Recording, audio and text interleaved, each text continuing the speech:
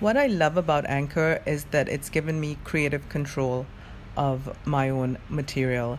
I was approached by a big company to do a podcast about the art world, and I didn't want to sign over all rights to them. Anchor has allowed me to make this podcast and to keep creative control as well as financial control in terms of advertising. Anchor gives you everything you need in one place for free. You can use it on your phone or your computer. There are tools that help you to upload your recordings that you've done separately or on the app. They'll distribute it for you as well, which again, I couldn't wrap my mind around distribution, and they have it all there for you in one place: Spotify, Apple Podcast, Google Podcast, and many more. You can easily make money from it as well. They help you advertise. As you can see right now, I'm getting my first ad out through Anchor. And all you have to do is download the app or go to anchor.fm to get started. Good luck with your podcast and getting your voice out there and owning your content.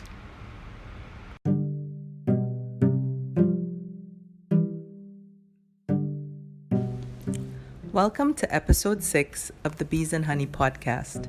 Susan and Michael Hort have been supporting emerging artists for decades. Their collection harkens back to the days of true patronage, where the financial support they offer artists creates the foundation for the art world to thrive, and thus contributes to the evolution of art history.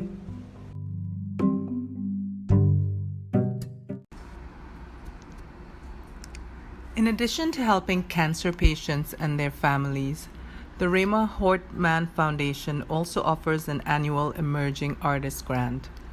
If you missed the artsy auction, which took place the last week of September, you can still make a tax-deductible contribution at the website www.remahortmanfoundation.org. That's REMAHORTMANFOUNDATION.org.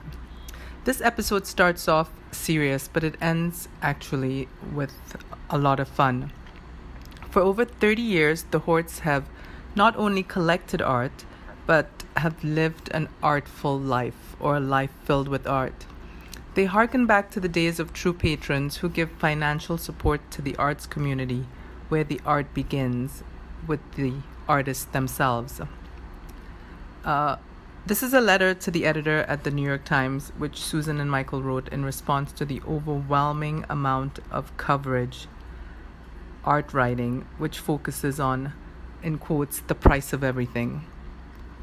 To the editor, the New York Times and other major media who cover the contemporary art world are heading down a slippery slope by coverage that focuses more and more on the sensationalistic aspects of the art market, in inverted commas. Alison Schrager's May 16th opinion piece headline, "Even the rich aren't rich enough for Jeff Koons," sensationalizes the art market and discourages potential collectors. Approximately 40% of Art News's top collectors are billionaires. Art News is conflating the definition of top collectors with whomever has the most money to spend on art, not by the quality of the work they collect. By this definition, a top collector could be the purchaser of a $500 million Da Vinci that is, according to many art professionals, very likely a fake. The truly important work of art collectors has always been and continues to be passionately discovering and supporting talented emerging artists. However, this is ignored by the media in favor of the top collectors who enrich auction houses and art investors who have no passion for the art. Even the so-called blue-chip galleries depend crucially on the smaller galleries for their success. These blockbuster spaces are never in the business of exhibiting bright new unknowns, but rather tend to add new names to their superstar rosters only after they've established a reputation under the aegis of smaller and often more visionary galleries. It's a pyramid, with the younger, smaller galleries ultimately feeding new talent to the larger ones. When New York Magazine said they wanted to do an article on our new hanging, we assumed it would include the many talented emerging artists that were up. Instead, the headline was, "A Marlene Dumas headboard with only pictures and listings of mid-career, already successful artists. What the article didn't mention was perhaps the most crucial bit of information of all, that the particular Dumas was purchased at Jack Tilton Gallery in 1994 for $14,700. From 1985, when we first started passionately collecting contemporary art, until 2000, we purchased art that we believed in for $5,000 or less. Works by then still emerging or unknown artists. A partial list includes Robert Goober, Cara Walker, John Curran, Jacqueline Humphreys, Sue Williams, Christopher Wool, David Hammonds, Raoul de Kaiser, Peter Doig, Elizabeth Payton, Kiki Smith, Marilyn Minter, Luke Toymans, Nicole Eisenman, Sarah Zez, Jason Rhodes, Franz West, Wim Delvoye, Marlene Dumas, Richard Prince, Mike Kelly, Neo Rausch, Glenn Ligon, Michael Boremans, Rudolf Stingel, Ron Gorshoff, and Thomas Ruff. We couldn't include, for example, Charles Ray because we paid $6,800 for all my clothing at the Chicago Art Fair.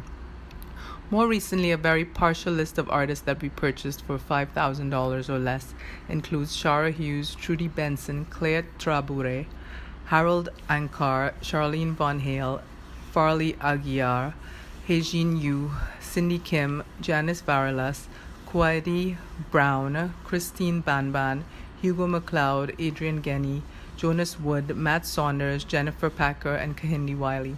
As collectors, we have made it our mission to buy what we love, not works that had already been established as commodities that were guaranteed to increase in value. When we started collecting contemporary art and befriending art people, it enriched our life. We have so much fun together, it can happen to you. It can happen to you. If you ignore the hype, open your eyes, and meet great people, you'll never regret it. Young, smart art dealers are alive and well. I urge you to visit them, walk around, ask questions, and most importantly, buy what you love, when you are ready, at a price you can afford. Susan and Michael. Hello, today I am at the home of collectors Michael and Susan Hort, or Susan and Michael Hort, as they might be called.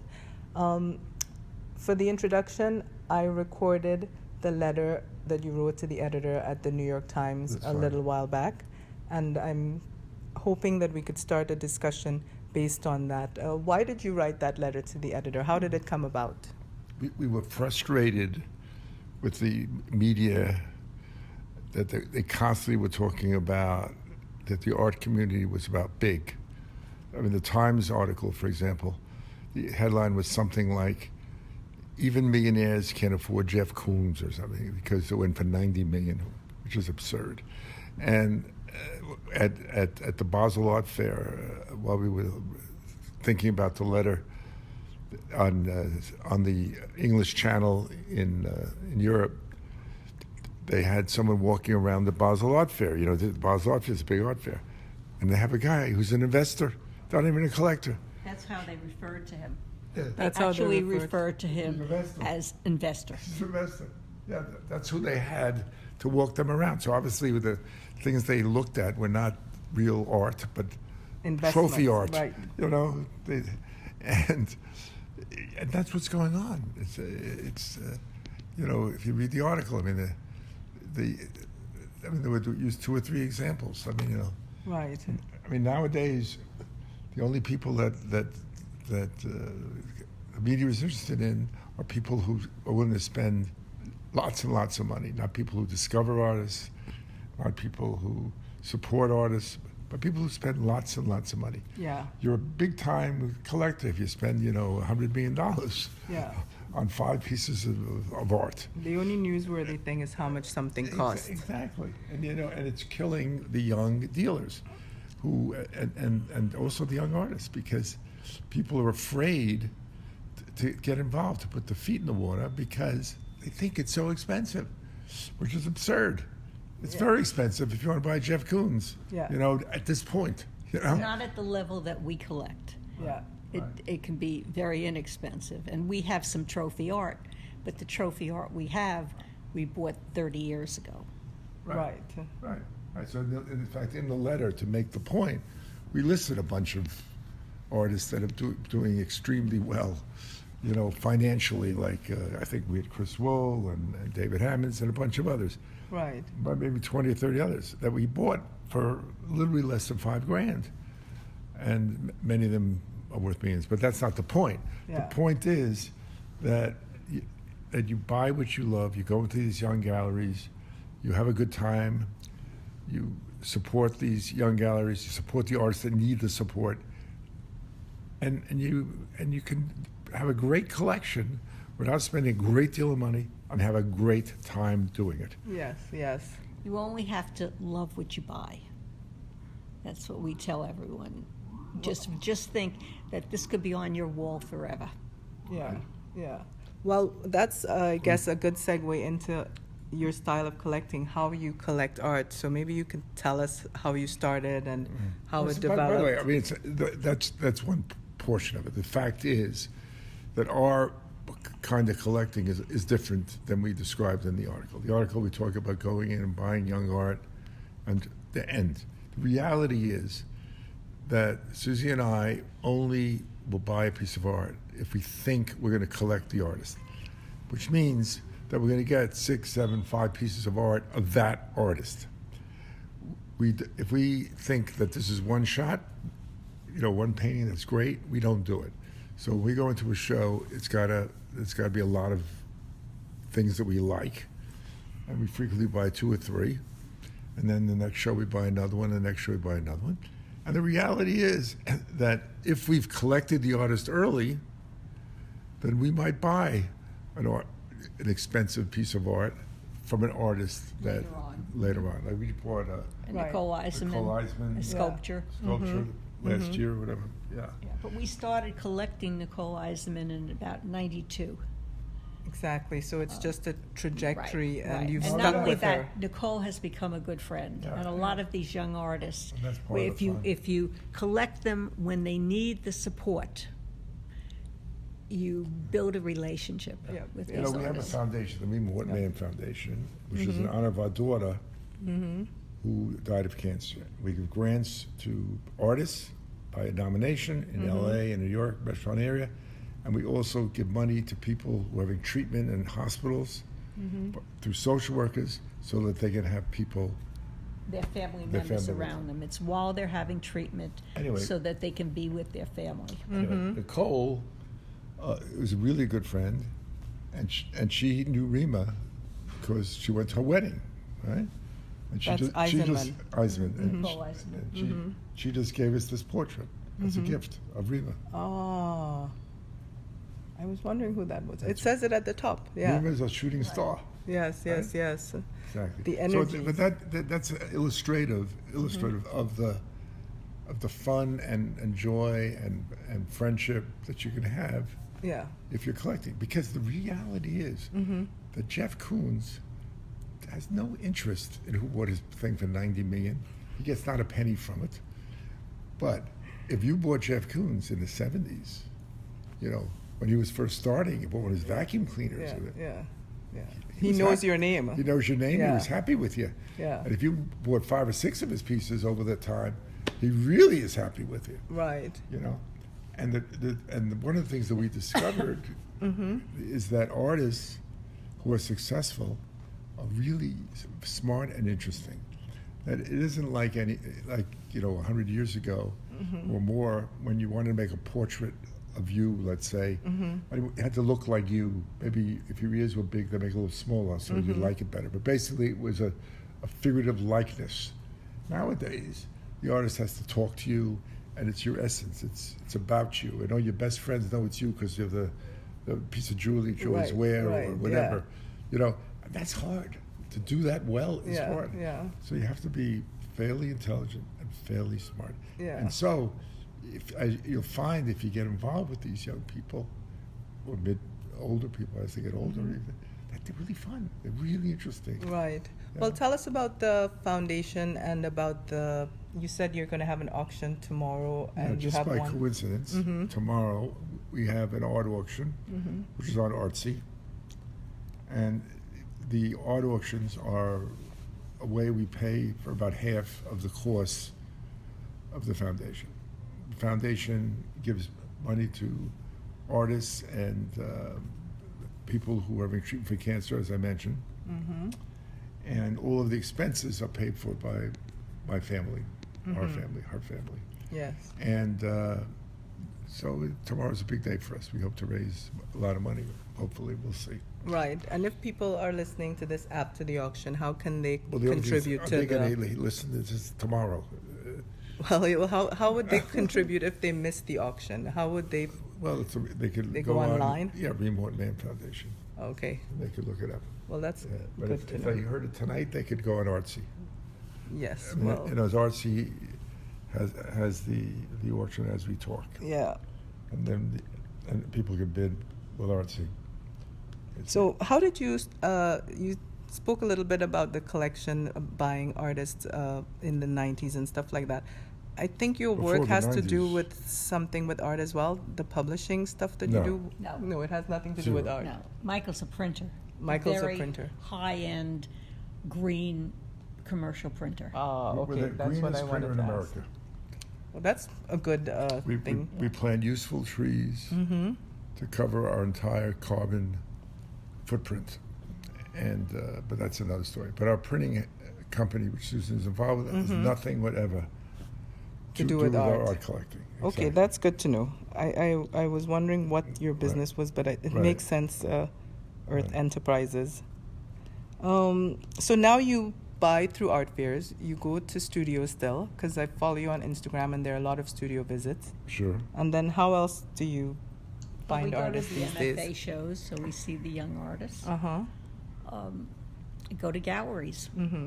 Still go to galleries, which is We're cool. always going to galleries. I Right. prefer to see a gallery show, actually, than the art fairs, because then you see a range of work by the artist as opposed to one or two pieces. Right. Especially if it's an artist you're not familiar with.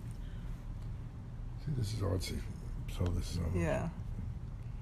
Okay. Well, I will put a link to that on my blog, but I think this Too late. interview will come out a little bit after. Yeah, that's all. Not to well, worry. well, tell us about your open house. How did that start? How did you start getting people over here, and who organizes that for Well, you the during open the fairs? house, it started because when the Armory Art Fair started, I was talking to Carol Green at the time, and she said, "You know, it's very sad when we go to Europe, collectors open their house, but here all the galleries are here for the fair, and nobody does anything." So spur of the moment, I said, "You know, we'll give a brunch," and that's when we started opening the house. And then after that, we went to the fair and said we would be happy to do the official Sunday brunch, and you can invite all your VIPs. So that's how we. And that was like, what, 5-10 years ago? More No, than no, that. no, no. More than 15, that. 20. That was in Wow. like probably 96 or 7. So that was even before Art Basel and the whole Miami collectors no, stuff. No, Art Basel's older than that, but the Armory started much later than Art Basel. The Armory started originally in the hotel. Right. Right, and that's when, yeah. But in terms of Gramercy. American collections being open to the public, I mean, I don't think many people were doing that before the Well, 90s. the Rebels who we're friendly with, Mm-hmm. you know, where they bought the place in Miami, that's when they opened it up. They used to have a space, they used to have a house on, I believe it was Near the Madison Avenue, right near the Whitney. And Okay. when the Whitney Biennial was going on, they would open their house. Ah, okay. Very Right. good. Very good. But I remember when they were looking for a space in Miami, at first Mira was looking for a space and they'd live separately, and then they came here and said, you know, we also want to live with our art. Okay, well, I think that's a very, very good idea in general. But who organizes it for you? Who do you have a curator, or does someone come in? Well, Do you do it yourself? Michael and I Mm-hmm. think about what we want to hang, and as Michael said, we'll only hang an artist if we have the artist in somewhat of a depth so that they look like a good installation. We're not going to hang one or two of an artist unless it's an established artist and people know the work. But Right. the young artists we like to show in depth. And Simon Watson used to hang with me, and he would decide. Yes. But now for the last, God, a long time, my daughter-in-law, Jamie Cohen Hort, who is really out there and knows the young artists, Michael and I will tell her what we want to hang, and I will print out images with each artist and what we have, and then she will put it together. And then sometimes she'll say, listen, we need to add a sculpture here, or we need to add this here, or let's do a room of photography, or let's do a room of paper, works on paper. Okay.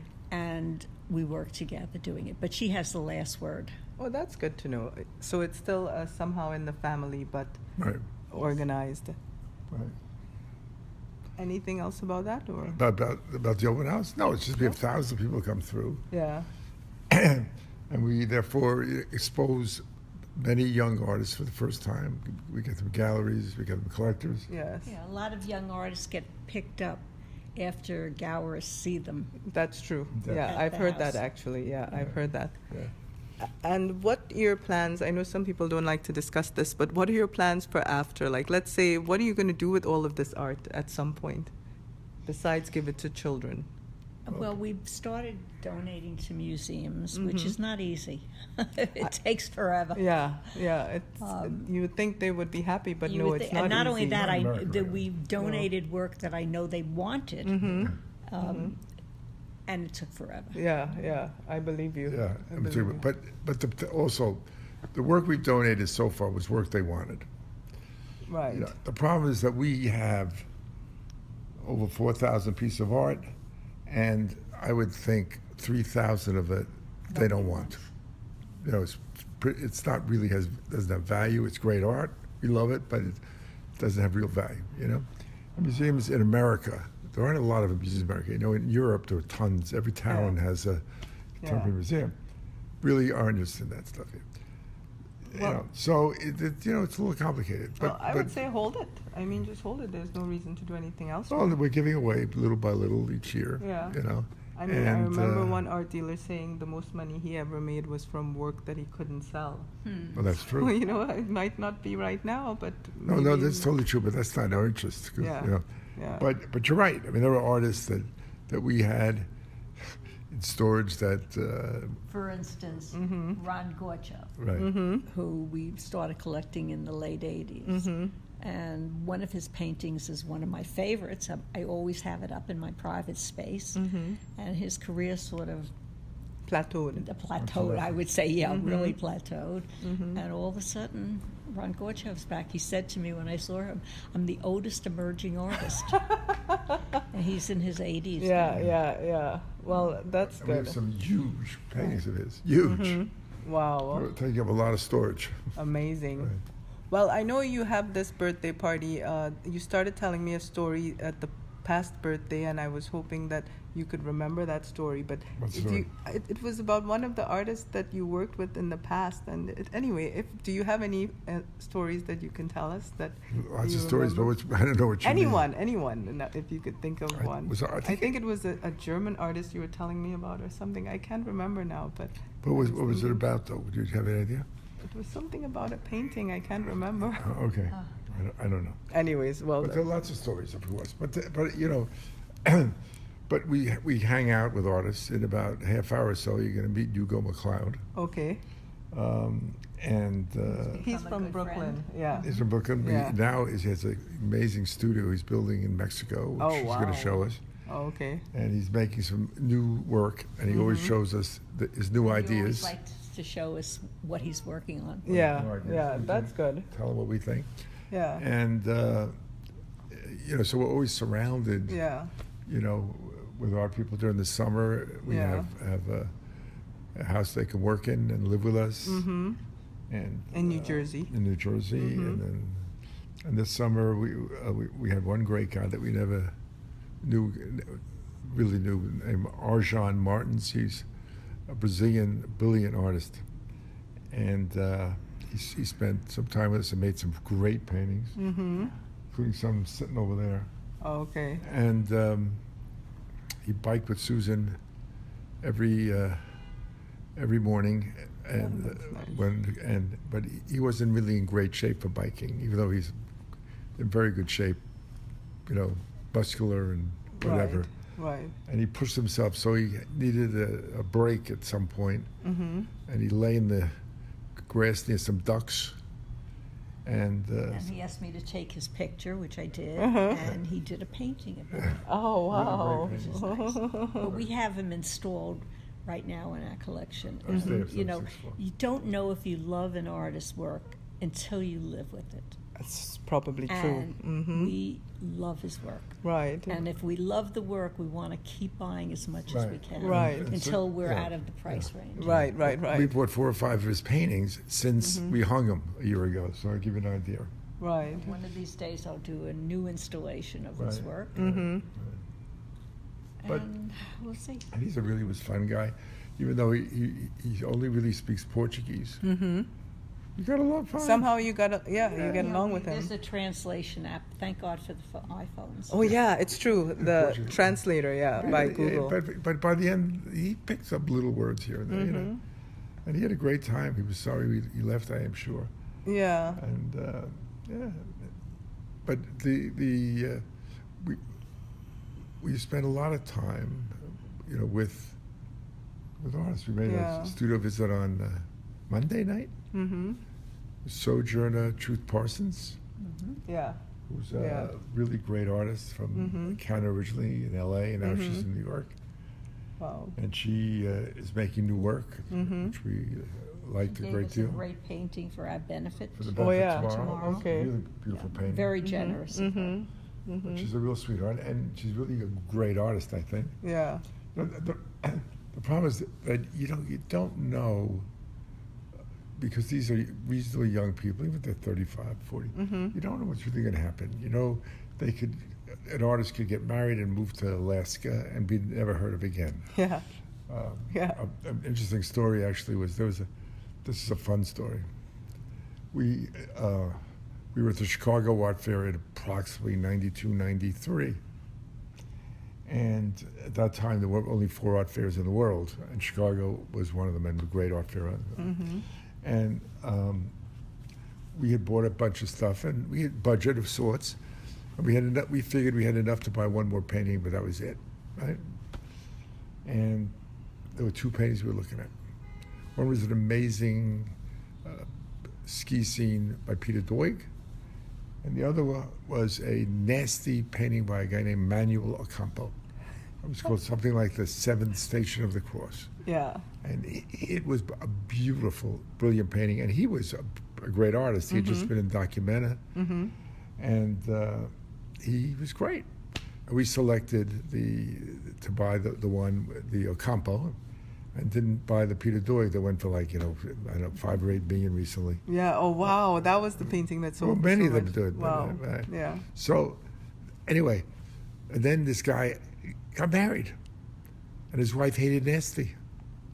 And we went to the next art fair, wherever it was, and OMR was his gallery. And they said, "Oh, you got to see his new work." It was pink. It was not pretty. It was not great, and his career went to crap because he got married to the wrong girl. What can I tell you? Oh, what did the wife do to him? She told him that she liked nasty, and his best work Doesn't was like- nasty. Right. She didn't like what he was doing She before. likes pink and fluffy. Oh my She God. was pretty. She Oh was, my God, oh my God, oh you my compare God. pretty. He never recovered from it. Yeah. And he lives along now. He makes a living, maybe. But I think he shows at Tyler Rollins in New York. Occasionally I see. But anyway, because, artists are people. you Yeah. know? Yeah. And things can change. There was a really brilliant artist named Rebecca Purdom that we love. I mean, we still love her as a person. Mm-hmm. But she moved up to be with her husband up in New England, and there was no one there. And little by little, people forgot about her completely, literally forgot about her. Yeah. And before she moved there, she was in all kinds of great shows and museum show in Washington. No, That's nothing. how it goes. So, and for that and other reasons, when you buy a piece of art, you have no idea if in 10 years it will be worth anything. No. So you must buy what you love at the price you think is okay. Yeah. And then who cares? And That's just what sit on happens. it, yeah. And some of it goes crazy and some doesn't. And, you know, but it's all serendipity. You don't really know. You don't really know, because these are people. Mm-hmm. And, you know, you don't know. Well, I think what's really special about you two as collectors is what you talked about, these building relationships with artists. I mean, a lot of collectors don't want to meet some of these artists. And if they were thrown into the environment of art, they wouldn't know what to do with themselves. It's not a comfortable zone for some people. It's okay, but it's not us. Yeah, it's not you. Yeah. Which I mean, we like people. And not only that, I will tell you this, that I'm not dying to meet an artist until I see their art. Right. Because if I don't like their art, Yeah. it's I'd difficult. rather not meet them. Right, right, It's right. very difficult, because we're pretty well-known We go to collectors. a studio and we don't buy a piece by the artist. It's very disappointing. They're expecting us to come to buy. Yeah, they And- Googled us. They know who we are. And I'm not going to someone's studio unless I like the work. That Yeah. doesn't mean we're going to buy. Right. Because when you see it in person, it may look different. Right. Yeah. But There's a at good least, chance of it. Yeah. you know, we like it. Yeah, you know. And in terms of meeting them, the same thing. You know, listen, every day we get emails. Every day, many emails from artists, galleries. You gotta look at this art. You gotta see this thing. I mean, there's so much. It's a global thing now. I mean, I don't know. Well, has it happened millions that of artists? what if you saw the work online and then you went to the studio and you didn't like the person? Would you still buy the art? Like, he didn't have You know- a sterling personality, but the work was still Yeah, stellar. I think we would. I Yeah. think it depends. Yeah. Depends on if they voted for Trump, we Depends wouldn't buy upon the how art. bad, right? If they voted Yeah. for Trump, yeah. I mean, that's about as low as you Right, can go. right. No, I see what you mean. Right. But if you know, listen, they don't have to have sterling personalities. Yeah. You know, Yeah. but The work it has helps. to speak, yeah. But it helps. The reason it helps is, you know, that if you like the person, you spend time with the person, then you're more exposed, you're more likely to buy more Yeah, of it. Yeah. More, you know what I mean? Yeah. But some So- artists aren't so social, yeah. It's true. And by the way, today, it hurts them because that initially getting a gallery frequently is the personality. You know? Yes. If you're outgoing, you have a lot of friends. They're in a group show. They say, "Hey, you got to bring my friend in." You know, Right. it starts many careers. You know, it's a lot of networking at the beginning Yes. between the young artists. You know, Yeah. but it's all for us. It's really, at least I would say, half of our collecting, and maybe more, is the people, the art collectors, the artists, Yeah. the dealers, curators. And the That's sharing, what I think Yeah. Alain called the sharing, yes. Totally. We go to, you know, London or Belgium or wherever. We have friends, Paris, who are collectors that we share with, and they Yeah. share with us. Yes. It's one of the joys of going to an art fair Yeah. is seeing the people that you've seen so many years, you know, and spend a little time with them. Yeah. The Seeing art how they tribe. collect. Yeah. Yeah. So if you had to change something about the art world as it is right now, what would that be? I mean, besides the whole focus on money and how much things cost. I mean, I guess I it's don't know. I mean, maybe nothing. It could be just Yeah. fine as it is. yeah. I mean, it's not fine as it is, but it's not that simple. Yeah. You know, certainly the focus of the media. It's not even that. Listen, I don't care if Pace builds up a mausoleum. It doesn't matter to me. You know, I have no respect for it personally. I have a lot of respect for the father, because the father discovered artists and showed them when they weren't 100 million. You know, Right. Right. But the son, unfortunately, can't afford to do that because his expenses are enormous. Yeah. So if an artist, let's say, is $20,000 and he gets $10,000 and he gets 12 paintings, it's $120,000. Yeah. If he sells them all, Yeah. it's not to pay anything. They don't even pay for the 200 waiters he had. You know. Well, the pressure is on. That's for So sure. they have to show. My point is, other artists.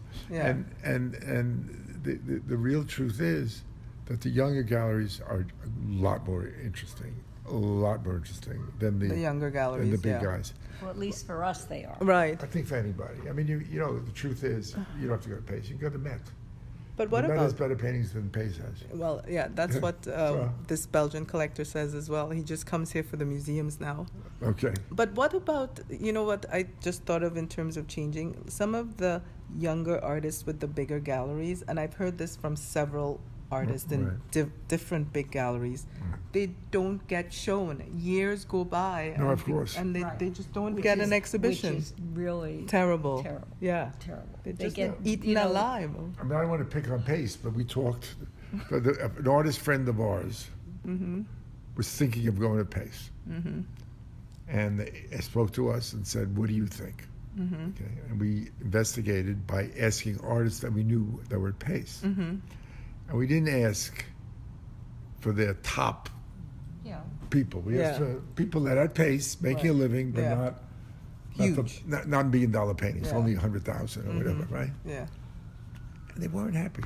Right, right, They right. weren't happy. Any of them. Yeah, so it's They not weren't all leaving about Pace the money. exactly, but yeah, they. And it's not like they're changing Yeah. because they're represented by this big gallery. Right. But the big gallery is not. They're really concentrating on their big money makers. Earners, yeah. I think if you get a big name after being with a big gallery, like let's say Fred Tomaselli, he left Gagosian, for example. Did If he? you have he left a while ago, I think, maybe Oh. 2 or 3 years ago. Anyway, if you have a big name and you could go to a smaller space, that makes sense. But if you don't have that name, you probably should just stay under the big umbrella. And It depends. I don't know, it depends, yeah. Well, it depends on what you want to do. You see, one of the problems You want to It- make money, or you want to build be your career? history, right? Exactly. Right. Like, listen, Yeah. like for example, Gagosian you bring up. Okay. We bought the first painting that John Curran ever sold. Okay? And it was the most important painting, he says, that he ever sold because he convinced his mom he could be an artist. Okay. That was probably $1,600 or $2,000, whatever it was. Right. You bought it from White Columns, Right. It was a school one of the schoolgirl painting. paintings. Yes. It's a really nice painting. Yeah. Anyway, and we collected him from Andrew Rosen. Yeah. And we have some masterpieces, in my opinion, of his. Really, one of some of his best paintings. Okay. Right. Anyway, the last painting that we bought was probably in the late 90s. I don't really know. And it was probably somewhere in the 70s, 70,000. I don't know. Okay. Which is not a little bit of money in those days, I could tell you. No. But nevertheless, it wasn't enough because he didn't make enough paintings for him to buy a condominium in Tribeca. Or Soho, or wherever, right? Right. Because they cost a couple $1 million to get a decent one with a couple of kids. Whatever, Right. And 75,000, he only made 5 or 6 paintings. It's 37 times 200,000 a year, whatever. Yeah, I don't know. yeah. A few drawings, maybe a little. But he had expenses too. Yeah. Couldn't do it. For He went to sure. Gagosian. He went to Gagosian and he made a lot of money, I assume. Yeah. Okay. Gagosian promised him and gave him money to buy his condo, and he paid him off with paintings, and they raised the prices. But the year that he left, the year before he left, he was in every major art show. He had a profile in New Yorker. He was in the Art in the America. Whitney. Forget Art in America. Yeah. I'm talking the museums. You know, in Pittsburgh at the Carnegie.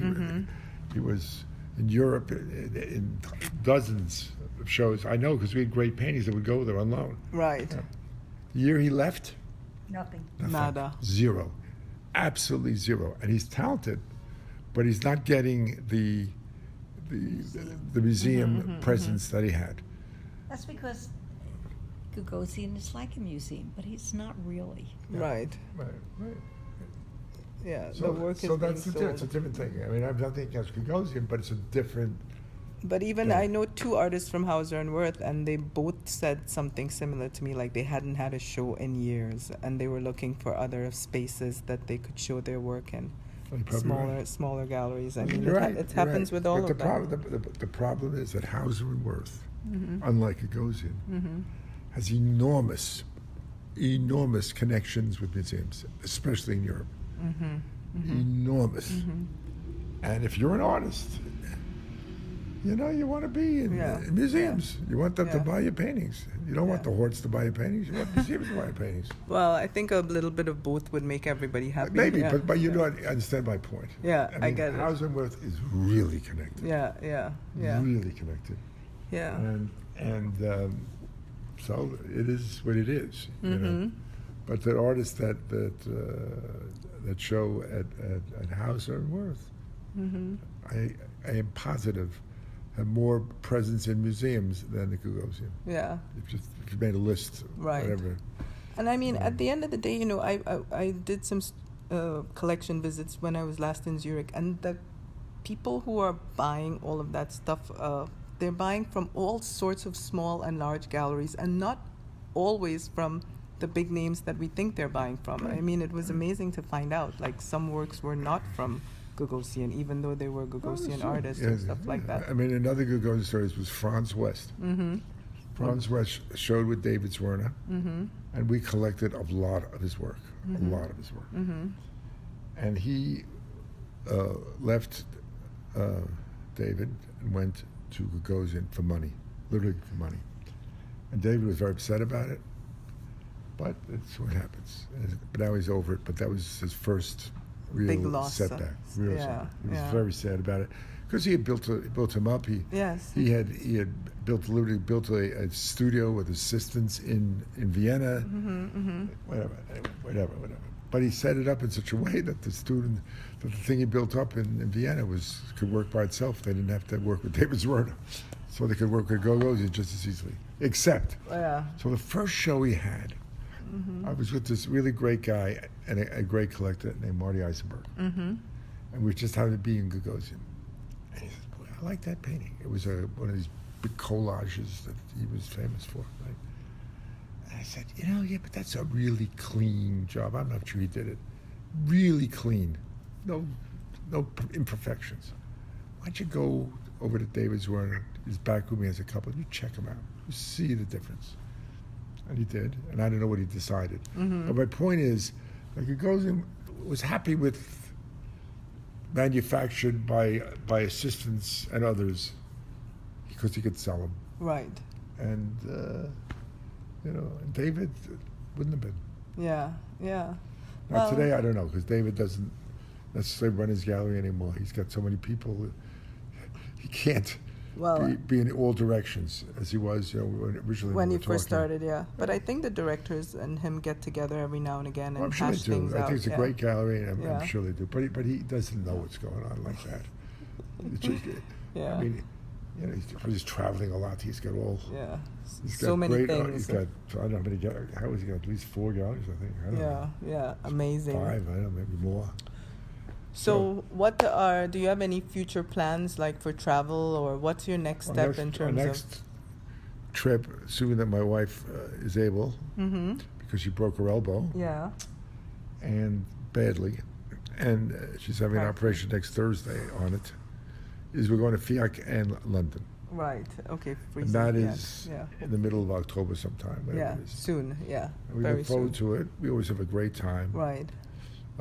As I said before, we have friends that we meet. We go, and we go to FIAC because we prefer that fair. And they're now 2 weeks apart. They used to be together. We could do them both. Yeah. Can't anymore. So then we take the train. Yeah. Beautiful trip.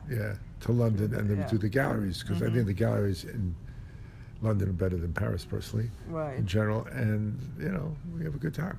Sounds we go to like studios, and we have lined up, and.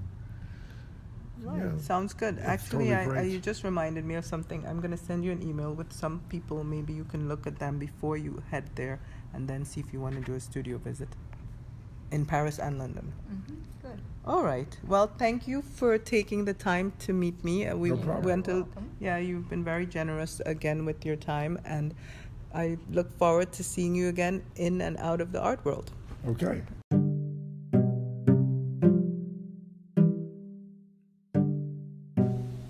Thank you for joining us for yet another episode of the Bees and Honey podcast. Next week, we're going full speed ahead with a whole series of podcasts related to women in the arts. We'll start off with this wonderful woman I've known for many years who is just an incredible human being, Sarah Kay. She started her own gallery on the Lower East Side, or in the East Village, and she also is founder of POW Arts or professional organization of women in the arts. It's a very inspiring interview, and I hope you join us next week. Thank you, and have a great week.